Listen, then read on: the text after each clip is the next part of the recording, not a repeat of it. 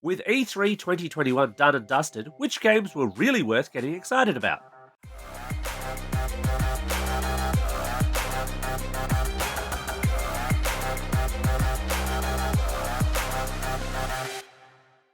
Vertical Hold is proudly brought to you by Aussie Broadband, changing the game with their award-winning network and Australian-based support. Hi there, welcome to Vertical Hold Behind the Tech News, the tech podcast where we catch up with Australia's leading technology journalists to dive into the big tech stories of the week. I'm Alex Kidman, and I'm not joined this week by Adam Turner. Adam's taking the week off, apparently to, and I quote, work on his Donkey Kong high scores. Keep dreaming, Adam. You'll never beat me. But with that staffing shortfall in mind, I've ducked over to independent tech media site Byteside and grabbed a few random folks to drop them in front of a microphone. First up, it's managing editor Seamus Byrne. Shay, if you could take a week off to practice just one game, what would it be? Oh, look, it's all. There's only ever one game in my brain for so much of my life, so it would probably be World of Warcraft. I would just sit there and try to beat the latest raid, which I haven't done yet. Also joining me is Sydney Morning Herald, Age and Byteside writer and noted Lego fanatic, Alice Clarke. Alice, Hello. what would be your go-to, got a week to master it game? Oh, okay. So if it's just me to play for the whole week, it's obviously going to be Forza Horizon 4 once eventually they fix my save file issues. If my wife is also there, it's going to be Sackboy. And if I'm trying to train for a competition, it's Rock Band. Excellent choices. I can't pick just one, clearly, but yes. There is no just one. So the reason, of course, to talk about games is because it's E3 season. As we're recording this, the last of the big company reveals has indeed rolled out. So we can look back over everything that was and wasn't at E3 2021. And I suppose we should talk about the elephant not in the room. So, hey, Sony, what did you announce at E3 2021? Nothing! Absolutely nothing! I love that sound file, and I will never be allowed to use that on this podcast again. But, Alice, Sony hasn't been at E3 for a couple of years now. Given it's kind of hard to buy a PS5, given they kind of want to push it as this thing that people should still want, even though they can't get it, is that actually a problem? No, I think Sony's actually been really smart to stay away from all the E3 noise. There were about, 100 games talked about this week. Can you name 20 of them? Sony does things on their own time when people will notice them because they're big enough that they don't need to glom onto E3. Shay, would you concur with that viewpoint?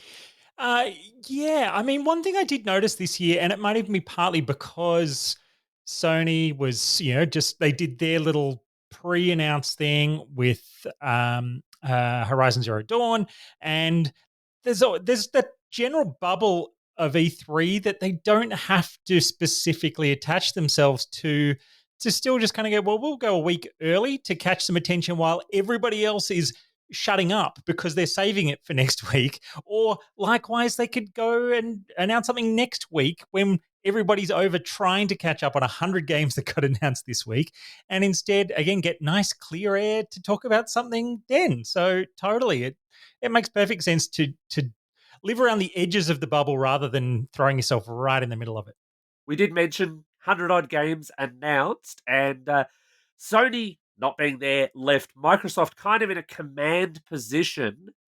What stood out for you in terms of what Microsoft had to announce? I think I know what Alice is going to go with. I have this feeling. Yeah, look, if I didn't say... Definitely Halo. Oh, obviously Halo. No, it's got to be Horizon 5. Forza Horizon has been my favorite game now since it came out.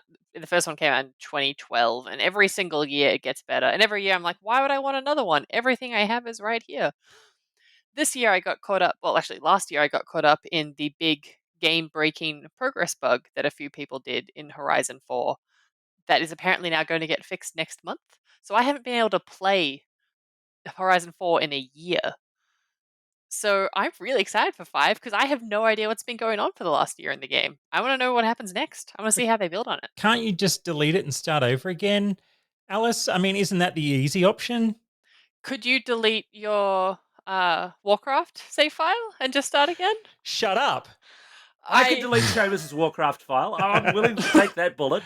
No, my save file got screwed up after I had driven every road in all of the expansions, gotten every bonus board, including the really hard one, and finished almost everything. Like I was like 90% there.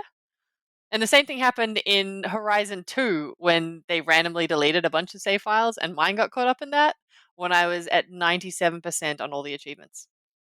Anyway, I'm still bitter, but You should be, but you keep coming back. but it's just the best game ever. You get rewarded for smashing things. It's the car racing game for people who love car racing games but aren't very good at them.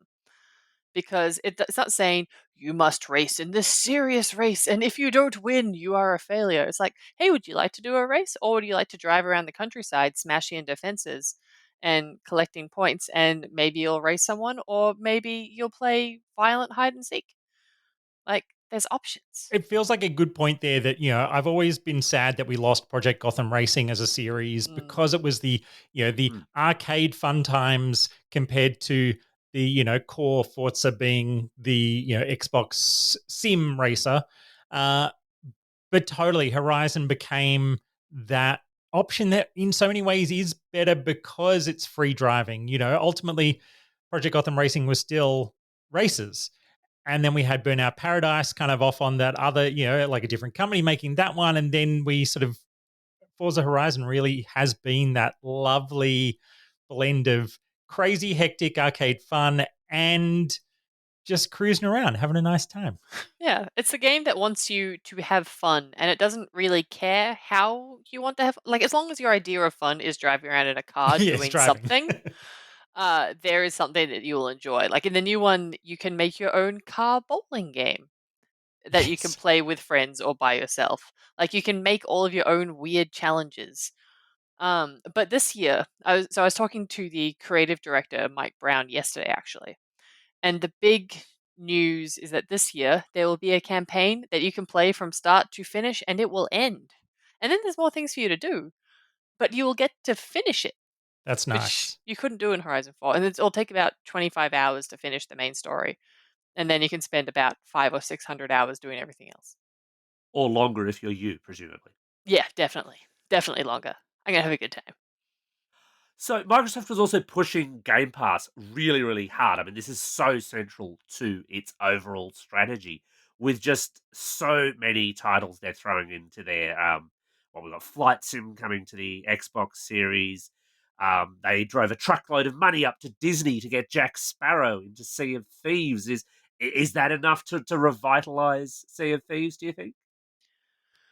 I mean, I feel like Sea of Thieves is definitely like it's weird and interesting the way it evolved almost through the sheer willpower of a couple of Twitch streamers really who started to kind of become, characterized, like playing it in the way that people do RP versions of Grand Theft Auto these days. That it was kind of, you know, dying on the vine. And then just a few people started to go, why don't we embrace the silliness of Sea of Thieves and being pirates? And people went, oh, that's a good idea. There's also, I think, a really interesting hallmark there of what it means to be on Xbox Game Pass, because it meant the game, anybody could just say, oh, I've got Xbox Game Pass. I'm just going to install it and start messing around with it, and then actually fall back in love with a game that they might have never bothered fully outright buying, which is then through those hours played has then meant, well, clearly actually we can keep investing in this game because people are playing it and enjoying it.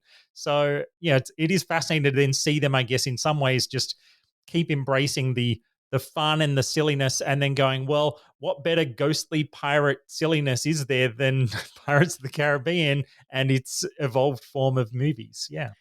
And clearly, Microsoft is in the mood to be writing checks for just about anyone who will take Yes. them. And so, why not go full Pirates of the Caribbean and get the weird Kingdom Hearts crowd to join in as well? Yes. Because I don't know, I think it's sad the way Disney's abandoned their games making because they had some good ones. That's a really good point. But yeah, the more people who are playing Sea of Thieves, the closer it will get to the vision of the incredible game that I was told all about before Sea of Thieves originally launched. Because when it launched, it was not the game the developers told me it would be. But as time's gone on, it's gotten closer and closer to that beautiful vision. I keep coming back to it, and I keep just not quite getting that hook. I just, that kind of half hour of gaming where you go, right, this is the one that's going to pull me in, and then the hours will melt away, and it just, I can't quite get hooked on it. Jack Sparrow might just do it. It's one of those ones that really deeply depends on who you play it with. You have to. It's like Dungeons and Dragons. It's only good as the people you are chatting with as you play it. And I don't really have. That's not how I like to play games on video games. So it's not for me. But I'm really glad that the people who it is for are having a good time. And look, I can be really honest here and say that my kids do play it quite a bit, but they play it on my account for some reason. I don't know what the reason is, quite honestly, because they have their own accounts. But then I end up getting all these messages later on because my kids were playing badly. And somebody whose ship they joined up with is kind of like, "What the hell are you doing, man?" And I'm like, "No, it wasn't me. It was a child. I'm sorry." I think we've rumbled your excuses here, Seamus, or we've rumbled the reason why your kids are using your account. That's right. I'm a terrible player of Sea of Thieves. Well, I suppose speaking of games which aren't for me, I decided years ago that Halo was not for me, and the Xbox fans may all come after me. Can either of you two sell me on Halo Infinite? I really enjoy the story of Halo, and it's the kind of game that I really enjoyed playing as a teenager. And it's the kind of game that I have a little bit of difficulty getting into now for the first couple of hours, and then I become obsessed with for about a week, and then I will never play it again. And then I'll play it more. But I think it seems really, really cool. But I'm not as invested in it as I am in Horizon or Sea of Yeah, Thieves. in those early days, that was definitely where I did. Yeah, I played for the campaign. I'm always been a rare multiplayer person, so I think it's interesting that they're doing a free, Halo. That the multiplayer is going to be a free mode off to the side of the core game itself. I think that's a really interesting choice because it's like the campaign is the bit I'd pay the money for and then happily ignore the multiplayer experience. So I'm like, yeah, okay, that makes sense to me. Yeah, and I'll say this for Halo. They always have really good stories and a lot of Yeah. really cool things that you can go and collect and discover, and a good community that goes with that, which is what draws me back every time. Microsoft, of course, also own Bethesda, and we got to look at Starfield, which does look like my kind of game. But it is one where they are playing that exclusive card. It's PC, it's Xbox. It's rather explicitly not PlayStation 5, though. Well, they have to sell some Xboxes somehow. See, I kind of, that's the bit I actually disagree with now is that I think they couldn't care less about selling Xboxes true. into the future. But in terms of selling somebody that $15 a month subscription, going, hey, why not just jump in for $15 and try out Starfield, PlayStation people? Because we don't care if you even buy our console, but all we need to do is convince you to try it out for $15 as a subscription service. And then maybe you go, there's an awful lot of other games here for free every month. And it's something that isn't available through the others. And oh, look, it's now going to be an app on my TV. Oh, okay, I'll just go and buy that Xbox controller. Oh, why am I turning on my PlayStation a little less often than I used to? Like, totally, they're playing this long game. And Starfield seems like one of those perfect games that fits it. Like, I was definitely never quite sure if they would say Bethesda is going to make an exclusive for Xbox. Because in the end, it's like, well, there's a difference between $100 over on PlayStation or free on Xbox Game Pass. But this as an exclusive really does seem like the kind of game. If it's, last week on our games show, I was talking to Costa from OzGamers and we were saying, imagine if you could get No Man's Sky, but with a Skyrim style storyline woven through it, like a deep story with epic explore the galaxy type stuff. Bring it on. Shut up and take my subscription money, definitely. But, I I had presumed that the end game with Bethesda is once they were past whatever they were contractually obliged to make multi-platform, that it would all just come in-house at Microsoft. No, I think they're going to be smart. I think they're going to want those PlayStation players' money. I think they're going to drop the occasional tasty morsel onto PlayStation when they think they'll get more money from PlayStation players buying that game than they would from trying to entice a couple of them over to the Xbox side. I think they they know when they're going to make the PlayStation money and when they're not, and they're going to go for it. But it's Game Pass is such a good value proposition. It almost seems too good value. Like eventually, Microsoft's going to have to up the price or take a couple of things away to make it work. But for now, it is absolutely the best reason to buy an Xbox. Well, they sort of already have, because the way most people have Game Pass right now is that whole convert Xbox Live Gold into Game Pass trade-off deal through 12-month cards. They don't do the 12-month cards anymore. Whatever's being sold online is the end of life stock of that stuff. So in a couple of years, you're going to have a lot of gamers suddenly going, "Oh, hang on, this isn't costing me $1 a month or whatever. This is my $15," and that's presumably where you can say, "Right, well, yeah, it's going to be $20 now because we don't have competition." I did notice when suddenly they put a limit on how far ahead you could have Game Pass. I think I did this last year, and there's like, oh no, you can only have it up until June 2023. Maybe chill on that. And I'm like, oh yeah, I can see why you might want me to calm down on that subscription. I think I managed to do the fancy tap dance and have like paid through to about November 2023 from about 2 years, like about a year or so ago, when I got like about 3 years worth of rolling out, whatever. There were people who put web pages up that showed exactly the right way to maximize your $1 a month worth of future payments. And I'm like, woohoo, got there.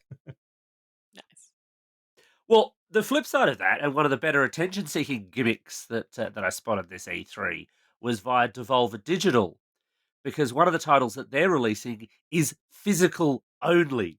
Their claim for Demon Throttle is that it's a Switch game. It will only ever be a limited run cartridge. It's the kind of game that should massively appeal to me, but I'm kind of hesitant without being able to actually see it reviewed and deal with it that way. And obviously, you're just going to have to buy this up front if you want it. What do we think about that kind of strategy?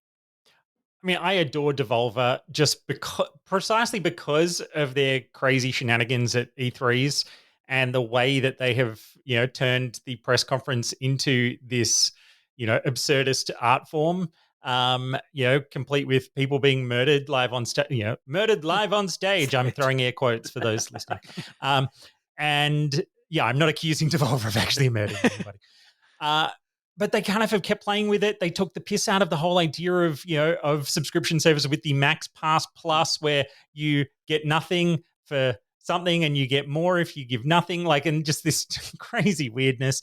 I kind of also saw that, Hades also announced physical edition copies for PlayStation and Xbox of the game. And it seems like, are we getting this little bit of a moment of people saying, well, vinyl's back and it's kind of cool to own the physical thing.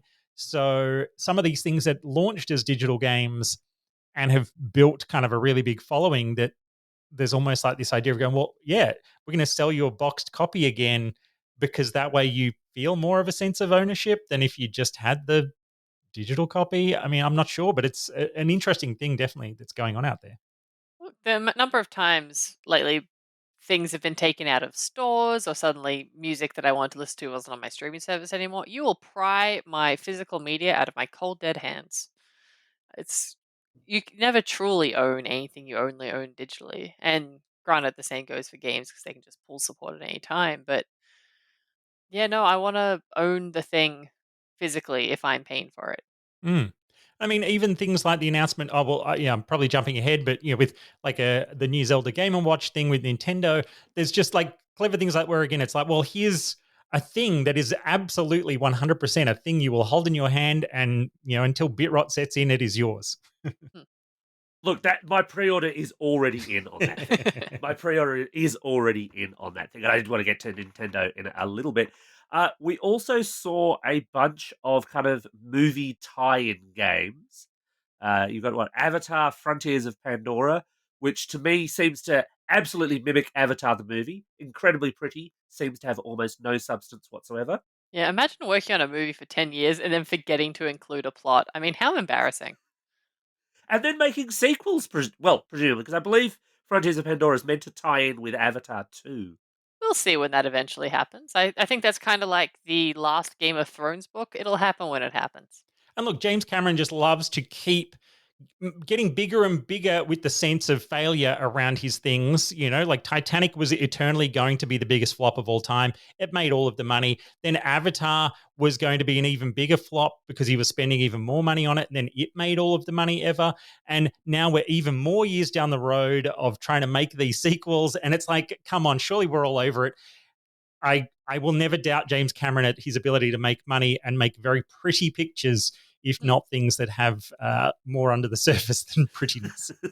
Look, as somebody who watched the Titanic VHS so many times I wore it out, I'm down with the James Cameron. Yeah. I just also like plots. He's an amazing filmmaker, Yeah. but yeah, Avatar bored me so much that I looked up the rest of the plot summary after 15 minutes, and I was right, so I stopped watching it. Yeah, look, the game's going to suck, as is probably Guardians of the Galaxy. The Avengers game was not good. At No. launch, it was very broken. Guardians of the Galaxy will be like that, but with fewer likable characters. But that trailer has Bonnie Tyler on it. How can a trailer with Bonnie Tyler on it be bad? That Yes, doesn't scientifically stack up. it stacks up pretty well. It's pretty much it's a straight line. It stacks like one of those toddler stacking toys. That's how that's going to go. But look, you know, like we got to give it up to Square Enix and Ubisoft for both kind of doing their best to remind us that tie-in video games are usually bad. So it just makes it easier for us to go, oh, wow, it didn't even look good in the trailer. I'm just going to happily ignore this and wait for the cool movies to come out and play other things that were designed to be video games. Now, we mentioned Ubisoft, and they had their Nintendo tie-in. In fact, this leaked a little bit beforehand because there's a new Mario and Rabbids game. And if that side didn't give it away, I'm not a big fan of the Rabbids. Should they be fueling sparks of hope in my soul, Seamus? I have always heard that Mario and Rabbids games in the past were much better than you expect. Way better. Yeah, and it's like I still have not actually been hands-on with them myself because they've been in that window where I haven't been actively reviewing. But I really like the idea of that they are ultimately a lot better than you would think from the surface of what you're being offered up. And in some ways, like better than Mario Party games, that like, and Mario Party has kind of had a very mixed history of being any good or terrible. But that's kind of a pretty positive sign, at least. Look, Mario and Rabbids, it was an RPG, so it's not really my style of game, but it was good. It was genuinely very The game good. itself, yes. Yeah. Just the rabbits. They're the ones I want to drown in a bucket. I don't like Rabbids. Sack, bricks, river, go. Rabbids walked so minions could run. They were always... Yes, that's a good... You can draw a straight line from there to there, and it made the world demonstrably worse. Because we had Rabbids, now we have boomers posting terrible memes on Facebook. Good point. This is the world Rabbids have given us, and I am disappointed. But it's still a good game. Yeah. I know that trailer actually didn't tell us an awful lot about what's going to be new in that game as well, which is a bit of an E3 theme. Yeah. Nothing will be new. It'll be the same as the old one, with slightly different art, and one of them will be able to jump differently. That's how it goes. It's a sequel. So, how dead would I be if I made exactly the same observation about Breath of the Wild 2? Not dead at all, because, RPGs aren't really my jam. Yeah, I'm talking the general Nintendo fandom, though. Oh, yeah, they will murder you. Yeah. They're already on their way. This hasn't even been published yet, but they're on their way. Yeah. They heard the disturbance in the Force. I've seen lots of interesting conversations online about the whole durability discussion. Because and it's one of those, I think, lovely points that I saw put quite well, which is that there's people who absolutely adore everything about the original Breath of the Wild. There's people who adore everything except the durability system for weapons. And then there's the people who turn back around and go, but that's such a core part of the game. And it is. I'm one of those. Yeah, it's like, why are you complaining about a thing that is literally what the game is? And if you're unwilling to embrace it, then you weren't playing the game properly. But what if you just made it fun and enjoyable instead of having the weapons break? Like, I get that it's a core part of the game, but it shouldn't be because it's bad. See, now you're about to get murdered by the fans. And I'm okay with that. Look, I have never gotten more death threats after a game review than Monster Hunters. They can't be as bad as that. Bring it on. Yeah, look, I haven't finished the first one myself. My kids have finished it twice. So I know they are hanging on every word of what comes around with the sequel. And again, they were young enough that they didn't remotely complain about durability. They just went, okay, this means I have to use different weapons at different times and explore the way in which I will solve problems based on the best weapons I have available right now. Which sounds like a good way to play the game. I know, right? Damn children. But yeah, no, that's not what I'm going to do. This whole retreading and refining thing, it's very, very Nintendo though. It's very much what they do. And I'm going to be a total hypocrite here and say that I am unreasonably excited about the Advance Wars remaster. And I may well be completely on my own in this one. I don't know if the two of you are particular fans of that series. I'm suspecting Alice would not be, but I'm not sure about Mr. Byrne. Yeah, look, I played it a bit. I didn't get super deep into it, but it was also at the time when I didn't have that original era of DS.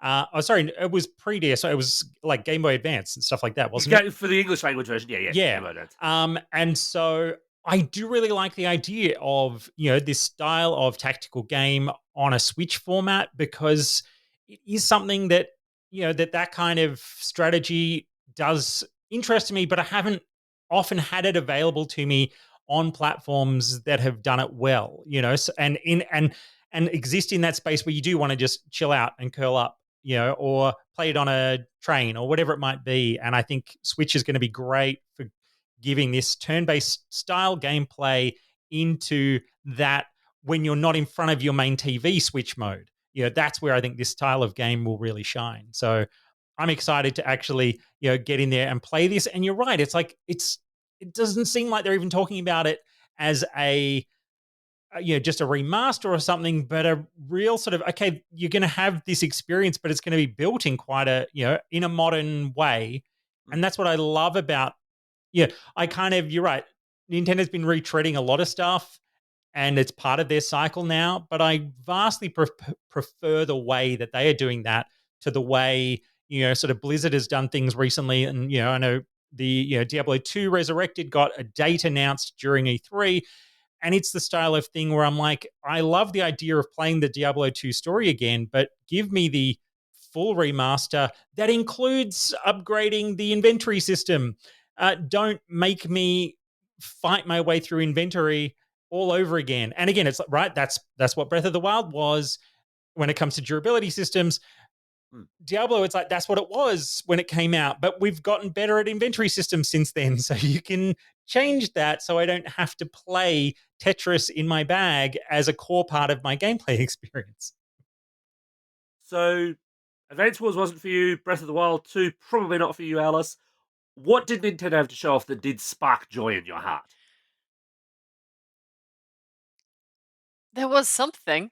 And it was on the tip of my tongue. I'm still back in Ubisoft because I'm going to go back to there anyway and just go to Riders Republic. Because that seemed kind of like my jam, if it is a bit less soulless than the demo made it seem.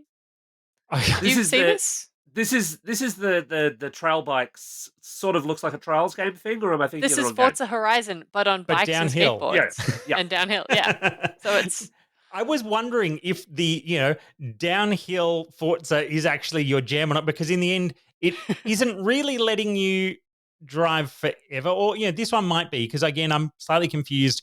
And the hyperactive way that they do the whole voiceover stuff, I'm like, can I turn off the announcer guy really early in this game so I can just enjoy riding around instead of being so, whoa, that was amazing, or whatever it might throw Yeah, at me. there's going to be a lot of parts of it that I will hate a lot, mostly the other people, and what I'm guessing is going to be the naked free-to-play greed tactics that will come up through it.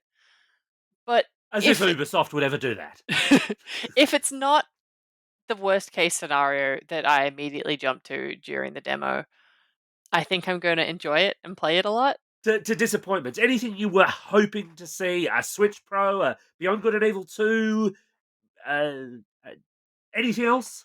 I mean, I've learned not to be disappointed by E3 anymore, Mm. because it's the nature of the beast, and watching people complain about how E3 isn't as good as it once was is just part of the annual cycle now, and complaining that they were hoping for one thing and didn't get it. And you're like, well, why do you let yourself get your hopes up during this festival of insanity? The thing that I did see the trailer for and felt like it might not be what I felt like it could be is probably Psychonauts 2, in that I hadn't really been following closely, and then seeing the trailer during the Xbox event made me kind of go, this just really feels like more Psychonauts from a long time ago, and it kind of just didn't look like a modern game at all. It looked like a sequel that was made to Psychonauts 10 years ago.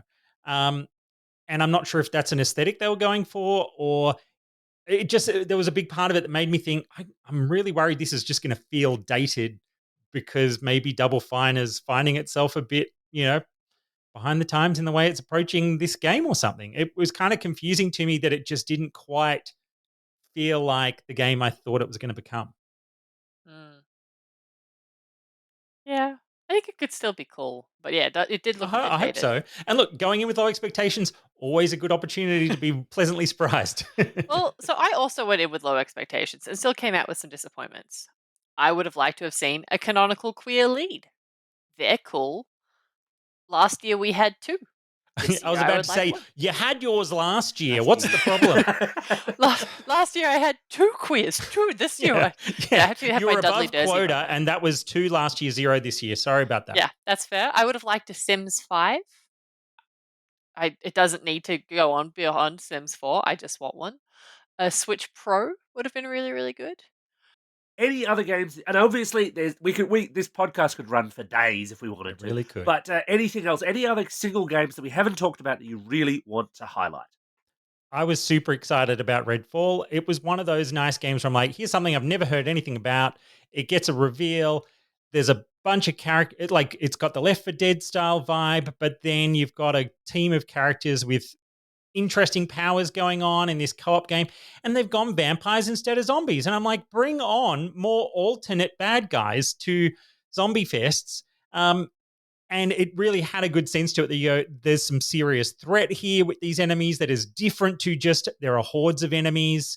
And just the cool powers that these characters had really did make it jump out at me as something that was unexpected, but that I would love to play the hell out of that with a few friends. So that was the big one that jumped out for me. I am so into it. Give me vampires all day long. That's all I want. I loved that trailer, although I didn't get a great feel for how the play was going to work in that, whether or not that was just cutscene after cutscene after cutscene, Yeah. or if that was then going to be right, and this is first person, third person, the co-op's going to work this way. But thematically, yeah, I am all there all day long for Redfall as well. One thing I wish there was a little bit more of is couch co-op games. Remember those? I feel like we get maybe one a year now, and I would like more of them. Yeah, my son loves sitting around and playing Battlefront 2, like Star Wars Battlefront 2 with his mates. And friends come over, they'll sit around. And it is totally that kind of thing where you go, this is a thing that people really do love doing. Now, obviously, the last year wasn't as good for getting to do that with friends on a regular basis. But you could it's do it with people totally in a your thing. house. Yeah. That's how I've gotten through lockdowns 1 through 4, just couch co-op games. At the moment, it's still trying to 100% everything in Sackboy. And I think there's a real gap for more of that, and they should have announced more of that at E3. Yeah. So this is why I do retro gaming, because I just have Mm. shelves of this stuff. But yes, new ones would be good too. Yeah. I think the last thing I wanted to quickly mention was I really liked the idea of Metroid Dread, getting a Metroid game that goes back to 2D side scroller. that whole All space there for that. has evolved so much. Hollow Knight, great Australian game that has helped to kind of reinvent, well, just liven up what it means to make a side scroller. And I'd love to see what would that team do with a modern 2D side scroller. So I think that is kind of an exciting idea. And then just there were heaps of indie stuff as well. The one I kind of saw a quick trailer for that jumped out was from the Xbox event. That was 12 minutes. Just that that time loop weirdness of a top-down view of some mystery game that kind of repeats itself. I think there's heaps of that sort of stuff out there that is always exciting when and I almost in some ways think that some of that the indie stuff actually feels like it has more visibility this year in the mix of stuff and the way in which you're able to sort of see what's around. That in the past, I used to always think throwing an indie in the middle of E3 would get you lost in the weeds. Whereas this sort of, format where everything was just kind of a series of live streams, I think meant it was easier to spot these weird little gems because everything had its moment in the spotlight rather than just being like lost in the third hall over down the back corner facing the wall. Near the guy handing out the gamer Bibles. Yeah. Well, that just about wraps up another episode of Vertical Hold. Thanks to Alice for joining us for this week's show. Thanks for having me. So, now it's time for the traditional Vertical Hold 3 questions o doom. Where can people find your work online? Where can they find you on social media? And the big contentious question, which sitcom is the all-time best? Oh, good God. Okay, so the first two are easy. You can read my work over on the Age and City Morning Herald sites, as well as the wonderful Byteside. Also a little bit on Gizmodo at the moment. You can find me on Twitter at AliceDKC, and other places as well, probably. And got best sitcom. Has to be Better Off Ted or Go On, but only the first 11 episodes, because who doesn't love a sitcom about grief counseling? No, The Good Place. Is The Good Place a sitcom? It is now. The good place it shall be. Seamus, exactly the same set of questions your way. So byteside.com for all of my stuff and some of Alice's stuff and a few other wonderful people's stuff, including a recent story from Alex. Everybody gets to be there sometimes if they like to be, including you out there listening. If you have a pitch, we now are open to pitches, so bring it on. You can find the details over on byteside.com. You can find me on Twitter at Seamus. And Byteside's there as well at Byteside, and we're in podcast apps and all that kind of business. I'm just going to have to go with Spaced as my favorite sitcom of all time. 2 beautiful seasons of television that then, of course, let a Cornetto series of films bloom. Hot Fuzz, Shaun of the Dead, all those great things came out of the magical team behind Spaced. Nice choice. And as always, you can catch the Vertical Hold team online at Vertical Hold AU on Twitter, verticalhold.com.au on the web, or via the Vertical Hold Facebook page. And as Adam would usually say, thanks to everyone for listening, and don't forget to tell your friends about us, leave us a review on your podcasting platform of choice, and help spread the good word.